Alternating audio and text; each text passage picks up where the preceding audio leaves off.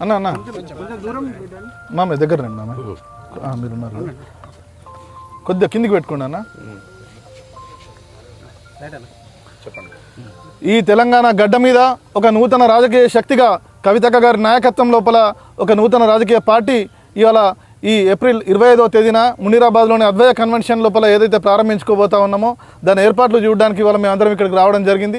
మా అంచనాలకు మించి కూడా తెలంగాణ లోపల ప్రతి పల్లె నుంచి ప్రతి గ్రామం నుంచి కూడా ప్రతి మండలం నుంచి కూడా అన్ని చోట్ల నుంచి కూడా ఉత్తర దక్షిణ తెలంగాణ నుంచి మొత్తంగా కూడా చాలా పెద్ద ఎత్తున మాకు ఇక్కడికి జనాలు రాబోతూ ఉన్నారు.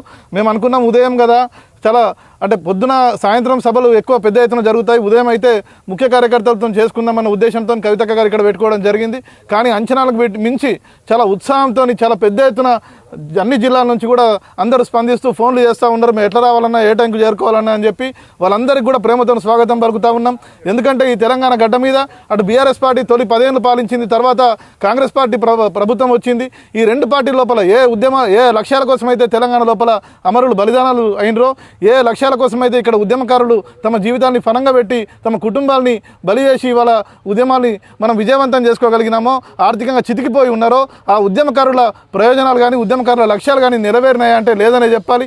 అనేక రకంగా ఇవాళ అప్పుల ఊబి లోపల రాష్ట్రం కూరుకుపోతున్నటువంటి సందర్భం లోపల ఇక్కడ మానవ హక్కులు అడుగడుగున అణచివేయబడుతున్నటువంటి సందర్భం లోపల అనేక సంఘటనలు నేరేళ్ల నుంచి నిన్న మొన్నటి వెలుగుమట్ల దాకా కూడా ఇటు కాంగ్రెస్ అయినా ఇటు బీఆర్ఎస్ అయినా ఒకే రకమైనటువంటి పరిస్థితి లోపల పోతా ఉన్నాయి. కాబట్టి వీటన్నిటికీ సమాధానంగా ఈ రాష్ట్రం లోపల తొలిసారిగా ఒక మహిళా నాయకత్వం లోపల ఒక రాజకీయ పార్టీ ఈ గడ్డ మీద ఉదయించబోతా ఉన్నది. దానికి స్వాగతం పలుకుతూ పెద్ద ఎత్తున 20 ఏళ్ళు ప్రజా ఉద్యమంలోంచి వచ్చినటువంటి నాయకీమని కాబట్టి కవితక్క గారి వెంట సహజంగా వారు ఉద్యమం నుంచి వచ్చినటువంటి నాయకి కాబట్టి వారెంట పెద్ద ఎత్తున పాత ఉద్యమకారులందరూ కూడా పెద్ద ఎత్తున రాబోతా ఉన్నారు. అన్ని గ్రామాల నుంచి కూడా తెలంగాణ జాగృతి కార్యకర్తలు ఎవరైతే 20 ఏళ్ల పాటు అటు ఉద్యమంలో ఇటు తెలంగాణ రాష్ట్రం వచ్చిన తర్వాత రాష్ట్ర నవనిర్మాణంలో కూడా పాల్గొన్నారో వాళ్ళందరూ కూడా ముందుకు వస్తూ ఉన్నారు. వాళ్ళకి అవసరమైనటువంటి ఏర్పాట్లు చేయడానికి ఇవాళ పెద్దలు రామకిషన్ రావు గారి నాయకత్వం లోపల ఈ యొక్క ఏర్పాట్లు పర్యవేక్షించడానికి ఇక్కడికి రావడం జరిగింది. నాతో పాటుగా ఇస్మాయిల్ అన్న గారు, అదేవిధంగా శివారెడ్డి గారు, మారన్న గారు, ఈగ సంతోష్ గారు, మిగతా పెద్దలందరూ కూడా ఇక్కడికి చేరుకున్నారు.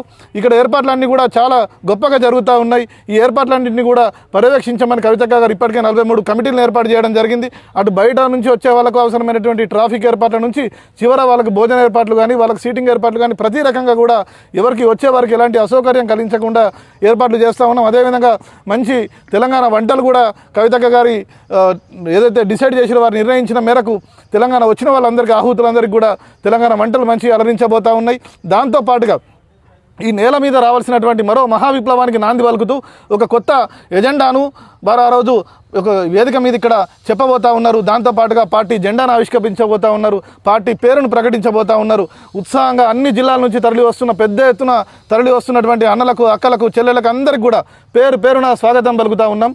ఎండలు ఎక్కువ ఉన్నాయి కాబట్టి దయచేసి జాగ్రత్త వహించాల్సిందిగా కోరుతా ఉన్నాం. తొందరగా ప్రారంభం కండి, అవసరమైతే రాత్రే ప్రారంభం అవ్వడానికి ఏర్పాట్లు చేసుకోండి, కానీ రిస్క్ తీసుకోవద్దని మేము కోరుతా ఉన్నాం. వాళ్ళు నీళ్ళ బాటిల్ కానీ మజ్జిగ బాటిల్ కానీ ఇవన్నింటినీ కూడా దగ్గర పెట్టుకోవాల్సింది కానీ కోరుతా ఉన్నాం. ఎందుకంటే ఇక్కడ దాకా వచ్చినాక మేము చూసుకోగలుగుతాం కాబట్టి మార్గ మధ్యమం లోపల వాళ్ళు జాగ్రత్త పడాల్సిందిగా కోరుతా ఉన్నాం. అదేవిధంగా వయసులో పెద్దవాళ్ళు ఎవరైనా ఉంటే దయచేసి వారిని వద్దని చెప్పండి.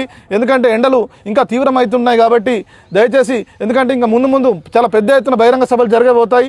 ఎందుకంటే మనం కేవలము ఇది ఇనాగురల్గా ఉదయం కార్యక్రమం కాబట్టి మనం చిన్నగా చేసుకుంటా ఉన్నాం. కేవలం 40,000-50,000 మందితో మనం ఇక్కడ కార్యక్రమానికి వస్తారని అంచనాలు ఉన్నాయి. ఆ మేరకు భోజన ఏర్పాట్లు జరుగుతూ ఉన్నాయి. తర్వాత పార్టీ ఏర్పాటు చేసిన తర్వాత ఇంకా పెద్ద ఎత్తున బహిరంగ సభలు జరగబోతూ ఉంటాయి. దాంట్లో అందరూ కూడా ఉత్సాహంగా పాల్గొందాం. అవన్నీ కూడా మనకు అనుకూలమైనటువంటి సమయాల లోపల మనం నిర్ణయించుకునే అవకాశం ఉంటుంది. కాబట్టి ఈ పార్టీ ప్రభవించేటటువంటి ఏదైతే ఈ కార్యక్రమం ఉన్నదో తెలంగాణ గడ్డ మీద ఒక నవ తెలంగాణ నిర్మాతగా, నవ తెలంగాణ భావి ప్రదాతగా, అదేవిధంగా అణగారిన వర్గాల ఆత్మగౌరవ పతాకగా వస్తున్నటువంటి ఈ రాజకీయ శక్తికి స్వాగతం పలికేందుకు అన్ని జిల్లాల నుంచి వస్తున్నటువంటి ఆ ఉదయించే సూర్యునితో పాటుగా మేము కూడా వెలుగు వైపు ప్రయాణిస్తామని చెప్పి వస్తున్నటువంటి అన్నదమ్ములందరికీ, అక్క చెల్లెలందరికీ కూడా పేరున స్వాగతం పలుకుతూ తెలంగాణ జాగృతి నూతన రాజకీయ శక్తికి తెలంగాణ జాగృతి కార్యకర్తలందరూ కూడా నడుం కట్టి నడవాలని చెప్పి నేను కోరుతా ఉన్నాను. జై జాగృతి.